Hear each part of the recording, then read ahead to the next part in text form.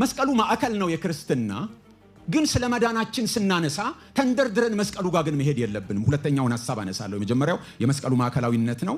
አሁን ደግሞ የክርስቶስን ጠቅላላ የጽድቅ ሥራ ነው የምናነሳው። ሁለተኛው ነጥባችን የክርስቶስ ሁለንተናዊ የጽድቅ ሥራ ነው። ስለ መዳናችን ስናነሳ መስቀሉ ማዕከል ነው፣ እውነት ነው። ስለ መስቀሉ መነጋገራችን ግዴታ ነው። ጠቅላላ ወንጌሉ የመስቀሉ ጋር ነው፣ ቃል ነው። ነገር ግን የዳን ነው በክርስቶስ መስቀል ብቻ ሳይሆን በክርስቶስ መሆኑን ነው ዛሬ ለመናገር የፈለኩት። በክርስቶስ መስቀል ብቻ ሳይሆን በማን ነው?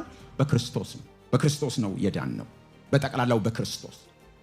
አዲስ ኪዳን ላይ ስለ መዳን ሲነገር መስቀሉ ብቻ አይደለም የተነገረው፣ ጠቅላላው የክርስቶስ ማንነት the whole Christ event ነው የተጠቀሰው። ዛሬ እሱን ለማስመር ነው የምፈልገው። ዮሐንስ ወንጌል ምዕራፍ 1 ሲናገር ገና ሲጀምር ወደ ገዛ ወገኖቹ መጣ፣ የገዛ ወገኖቹ ግን አልተቀበሉትም ካለ በኋላ ለተቀበሉት ግን በስሙ ለሚያምኑ የእግዚአብሔር ልጆች የሆኑ ዘንድ ስልጣንን ሰጣቸው ይላል። ስለ ሞቱ አያወራም፣ ስለ ትንሣኤው አያወራም። ነገር ግን ኢየሱስ ክርስቶስ የእግዚአብሔር ልጅ መሆኑን ያመኑ ሁሉ የእግዚአብሔር ልጆች የመሆን ስልጣን እንደተሰጣቸው ነው የሚናገረው። ዮሐንስ መጀመሪያ ላይ ያለውን ወንጌሉን ጽፎ ሲጨርስም ደግሞ ያንኑ ሐሳብ መልሶ ይጠቀልለዋል። ምዕራፍ 20 እንመልከት እስቲ። ዮሐንስ ወንጌል ምዕራፍ 20 ለምን እንደጻፈ ወንጌሉን ሐዋርያ ዮሐንስ ሲናገር የምዕራፍ 20 መጨረሻ ቁጥሮች 30 እና 31 ዮሐንስ ወንጌል ምዕራፍ 20 ቁጥር 30 እና 31 ኢየሱስም በዚህ መጽሐፍ ያልተጻፈ ሌላ ብዙ ምልክት በደቀ መዛሙርቱ ፊት አደረገ። ነገር ግን ኢየሱስ እርሱ ክርስቶስ የእግዚአብሔር ልጅ እንደሆነ ታምኑ ዘንድ አምናችሁም በስሙ ሕይወት ይሆንላችሁ ዘንድ ይህ ተጽፏል። ብዙ ታምር አድርጓል።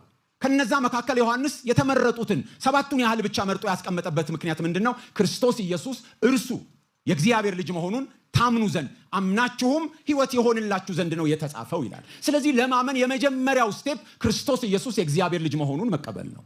ቅድም ብለናል፣ መስቀሉን ልዩ የሚያደርገው በዚያ ላይ የተሰቀለው አምላክም ሰውም የሆነው ስለሆነ፣ ስለዚህ ስለ መስቀሉ ስናወራ ሰው ከመሆኑ ነው የምንጀምረው ማለት ነው።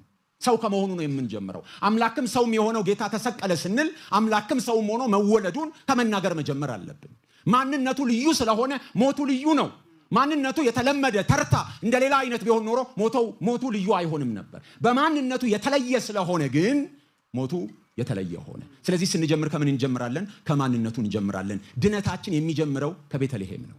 ድነታችን የሚጀምረው አምላክ ሰው ከመሆኑ ነው። ድነታችን የሚጀምረው ኢየሱስ ክርስቶስ የእግዚአብሔር ልጅ መሆኑን ከማመን ነው። ስለ መስቀሉ ለማውራት ስለ እግዚአብሔር ልጅነቱ፣ ስለ መስቀሉ ለማውራት ቃል ሥጋ ስለመሆኑ መናገር ይኖርብናል። በሐዋርያት ሥራ ምዕራፍ 8 ላይ አንድ ኢትዮጵያዊ ጃንደረባ ነበር እና ለመጠመቅ ሲፈልግ ጠየቀ ፊልጶስን። ለመጠመቅ ምን ይከለክለኛል? እነሆ ውሃ ብሎ ጠየቀ። ከዛ ምን አለው? ትችላለህ ካመንክ አለው። ከዛ ምን ብሎ መለሰ? ኢትዮጵያዊ ጃንደረባ ኢየሱስ ክርስቶስ የእግዚአብሔር ልጅ እንደሆነ አምናለሁ። ስለዚህ ምን ሆነ? ተጠመቀ። ስለዚህ የመጀመሪያው ነገር ምንድን ነው? ስለተሰቀለው ስለ ክርስቶስ ስለ መስቀሉ ለመናገር ስለ ማንነቱ መናገር ይኖርብናል። ኢየሱስ የእግዚአብሔር ልጅ ነው። ድነታችን የሚጀምረው ከየት ነው? ከቤተልሔም ነው የሚጀምረው። ምክንያቱም አምላክ ሰው ሲሆን ነው እኛን መወከል የጀመረው እንጂ በመስቀል ላይ ሲሰቀል አይደለም እኛን መወከል የጀመረው። ጭፍሮቹ መጥተው በጌቴሰማኒ እየጸለየ እያለ ሲይዙት አይደለም እኛን መወከል የጀመረው። እኛን መወከል የጀመረው መቼ ነው? አምላክ ሰው ሲሆን፣ በድንግል ማርያም ማህፀን ሲያድር፣ ሰው ሆኖ ሲወለድ። ስለማን ነው ያንን የሆነው? ስለኛ ነው አይደል? ሰው ሆነ፣ በምስሉም ሰው ሆነ፣ የባሪያን መልክ ያዘ የተባለው ስለ መስቀሉ አይደለም፣ ስለ መወለዱ ነው። ይሄ በራሱ ምንድን ነው? ውርደት ነው። እግዚአብሔር በታሪክ ውስጥ የመጀመሪያውን ውርደት ኤክስፒሪየንስ ያደረገው አምላክ ምን ሲሆን ነው? ሰው ሲሆን ነው። ስለዚህ ስለተሰቀለው ስንናገር ስለምንድን ነው የምናወራው? አምላክ ሰው ስለመሆኑ ነው የምናወራው።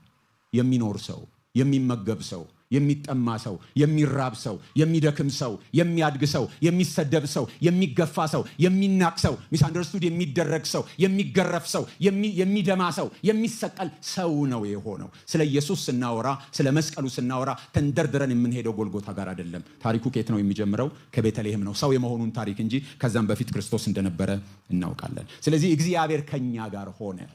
አማኑኤል ማለት እግዚአብሔር ከኛ ጋር። ስለዚህ የተሰቀለው ኢየሱስ ሰው የሆነው አምላክ ነው። የተሰቀለው ኢየሱስ የአምላክነት ክብሩን ትቶ በእኛ መካከል ያደረው ነው። የተሰቀለው ኢየሱስ እንደኛ አይነት ሰው የሆነ ኢየሱስ ነው። ስለዚህ የምንጀምረው ከየት ነው? ከቤተልሔም ነው የምንጀምረው። ኢየሱስ እኛን የወከለው በመስቀሉ ላይ ብቻ አይደለም፣ በቤተልሔምም እኛን ወክሎ ነው የተወለደው። አሜን ነው። አሜን። ጌታ ይመስገን።